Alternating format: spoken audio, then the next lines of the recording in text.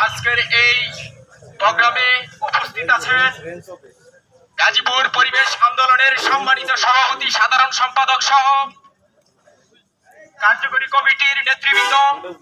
সকলকে ধন্যবাদ জানাচ্ছি। আপনারা একটা সঠিক সময়ে আজকে সকলে একত্রিত হয়েছেন। আমরা জানি গাছ আমাদের বন্ধু। আজকে বর্তমানে দেখা যাচ্ছে গাজীপুরে বেআইনিভাবে আমাদের পরিবেশ গাছপালা নষ্ট করছে।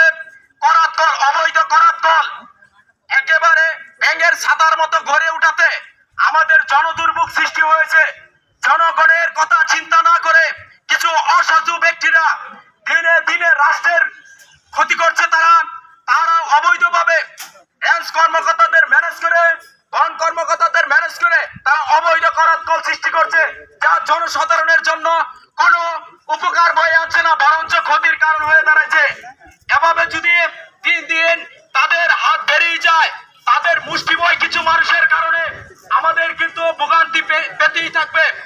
এই কিছু মানুষ তারা আলিশান ভাবে চলাচল করছে, রাষ্ট্রের জমি দখল করছে, জনগণের জমি দখল করছে। আমাদের একটা কথা মাথায় রাখতে হবে, গাছ বাঁচলে মানুষ বাঁচবে, গাছ বেঁচে না থাকলে মানুষ বাঁচবে না।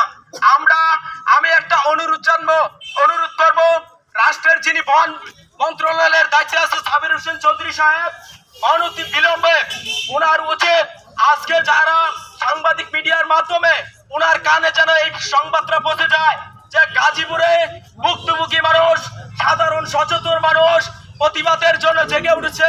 এই অসাধু যারা জবরদখল করছে, বনের জমি দখল করে যারা অসাধু পতিতা সৃষ্টি করছে, তাদের বিরুদ্ধে যাতে ব্যবস্থা নেওয়া হয়। আমি আমার কথা এখানেই শেষ করছি। ধন্যবাদ সকলকে।